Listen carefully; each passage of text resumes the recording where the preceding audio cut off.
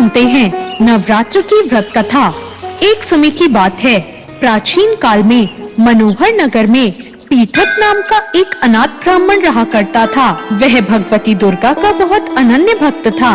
उसके यहाँ संपूर्ण सद्गुणों से युक्त सुमति नाम की एक अत्यंत सुंदर कन्या उत्पन्न हुई। वो कन्या सुमति अपने पिता के घर बाल्यकाल में अपनी सहेलियों के साथ क्रीड़ा करती हुई इस प्रकार बढ़ने लगी जैसे शुक्ल पक्ष में चंद्रमा की कला बढ़ती है। उसके पिता जब प्रतिदिन माँ दुर्गा की पूजा करके होम किया करते, उस समय वो नियम से वहाँ उपस्थित रहती। एक दिन सुमति अपनी सहेलियों के साथ खेल में लग गई और भगवती के पूजन में उपस्थित नहीं हुई।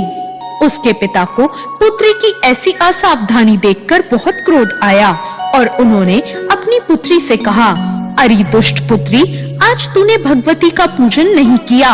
इस कारण मैं किसी कुष्ठ रोगी या दरिद्र मनुष्य के साथ तेरा विवाह कर दूंगा। पिता का ऐसा कटु वचन सुनकर सुमति को बड़ा दुख हुआ और पिता से उसने कहा, हे पिता, मैं आपकी कन्या हूँ तथा सब तरह आपके अधीन हूँ। जैसी आपकी इच्छा हो वैसा ही करो।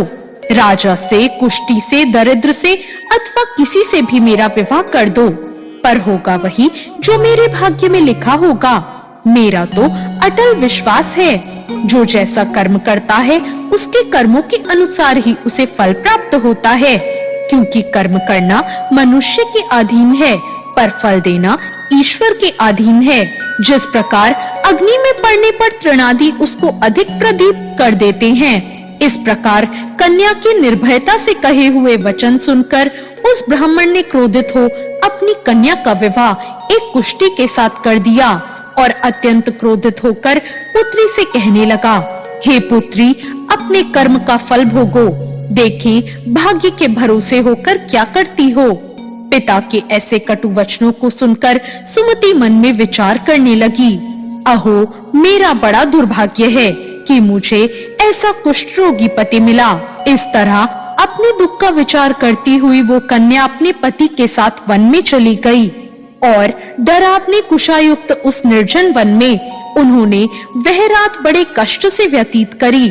उस गरीब बालिका की ऐसी दशा देखकर देवी भगवती उसके पूर्व पुण्य के प्रभाव से वहां प्रकट हो गई और सुमति से कहा, हे दीन ब्राह्मणी, मैं तुझसे प्रसन्न हूँ। तुम जो चाहो वैसा वर मांग सकती हो। भगवती दुर्गा का ये वचन सुनकर उसने कहा, आप कौन हैं? मुझसे कहें। माँ दुर्गा ने कहा, मैं आदि शक्ति भगवती हूँ और मैं ही ब्रह्म विद्या व सरस्वती हूँ। प्रसन्न होने पर मैं प्राणियों का दुख दूर करके उनको सुख प्रदान करती हूँ। हे ब्राह्मणी, मैं तुझ पर तेरे पूर्व जन्म के पुण्य के प्रभाव से बहुत प्रसन्न हूँ। तुम्हारे पूर्व जन्म का वृतांत सुनाती हूँ। सुनो, तुम पूर्व जन्म में निषाद यानी भील की स्त्री थी और अति पतिव्रता थी। एक दिन तेरे पति निषाद ने चोरी की। चोरी करने के कारण तुम दोनों को सिपाहियों ने पकड़ लिया और ले जाकर जेल खाने में कैद कर दिया। उन लोगों ने तुझको और तेरे पति को भोजन भी नहीं दिया। इस प्रकार नवरात्र के दिनों में तुमने ना कुछ खाया और ना ही जल पिया। इस प्रकार 9 दिन तक का नवरात्र का व्रत हो गया। हे ब्राह्मणी, उन दिनों में जो व्रत हुआ, इसके प्रभाव से प्रसन्न होकर मैं तुझे आज मनवांछित फल देती हूँ। जो तुम्हारी इच्छा हो मुझसे मांग लो। इस प्रकार माँ दुर्गा के वचन सुनकर वो ब्राह्मणी बोली, अगर आप मुझ पर प्रसन्न हैं, तो हे दुर्गे, मैं आपको प्रणाम करती हूँ। कृपा करके मेरे पति का कोढ़ दूर करो।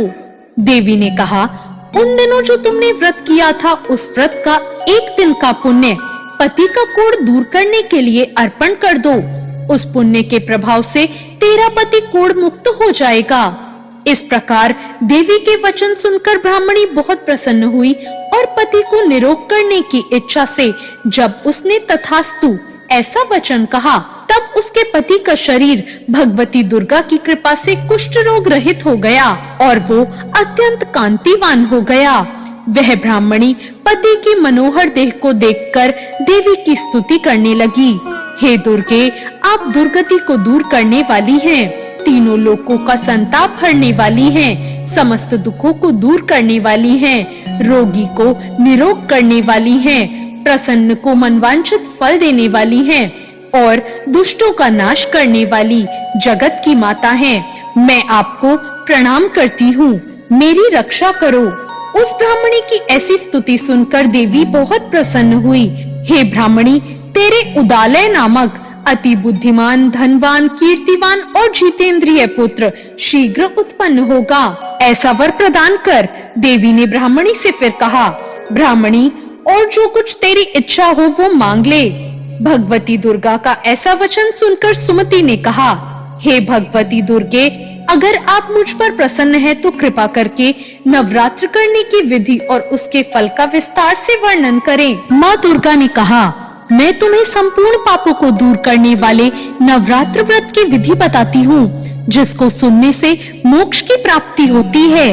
अश्विन मास के शुक्ल पक्ष की प्रतिपदा से लेकर 9 दिनों तक विधि पूर्वक व्रत करें। यदि दिन भर व्रत ना कर सके तो एक समय भोजन करें। विद्वान ब्राह्मणों से पूछकर घट स्थापना करें और वाटिका बनाकर उसको प्रतिदिन जल से सींचें। महाकाली, महालक्ष्मी और महासरस्वती देवी की मूर्तियां स्थापित कर उनकी नित्य विधि सहित पूजा करें और पुष्पों से विधि पूर्वक अर्घ दें। बिजौरा के फल से अर्घ देने से रूप की प्राप्ति होती है। जायफल से अर्घ देने से कीर्ति, दाक से अर्घ देने से कार्य की सिद्धि होती है। आंवले से अर्घ देने से सुख की प्राप्ति और केले से अर्घ देने से आभूषणों की प्राप्ति होती है। इस प्रकार पुष्पों और फलों से अर्घ देकर व्रत समाप्त होने पर 9वें दिन यथाविधि हवन करें। खांड, घी, गेहूं, शहद, जौ, तिल, बेल, नारियल, दाक और कदम्ब आदि से हवन करें। गेहूं से होम करने से लक्ष्मी की प्राप्ति होती है।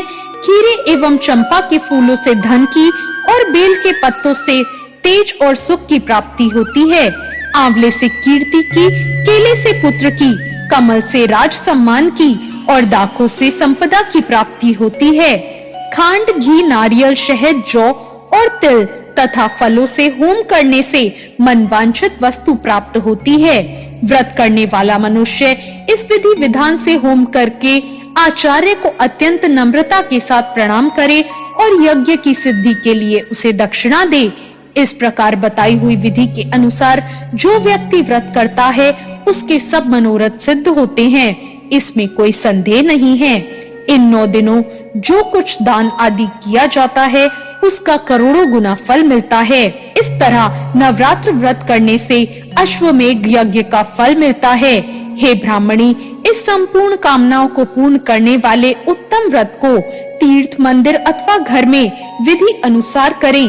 इसके बाद माँ दुर्गा ने उसे नवरात्र व्रत की विधि और उसके फल को विस्तार पूर्वक सुनाया और उसे आशीर्वाद देकर वहाँ से चली गई। जो मनुष्य या स्त्री इस व्रत को भक्ति पूर्वक करता है वो इस लोक में सुख पाकर अंत में मोक्ष को प्राप्त होता है। बोलो देवी भगवती की जय। तो ये थी आज की व्रत कथा। आपको ये कथा कैसी लगी कमेंट करके जरूर बताएं। साथ ही मेरे चैनल भक्ति ज्ञान को सब्सक्राइब करना ना भूलें। धन्यवाद।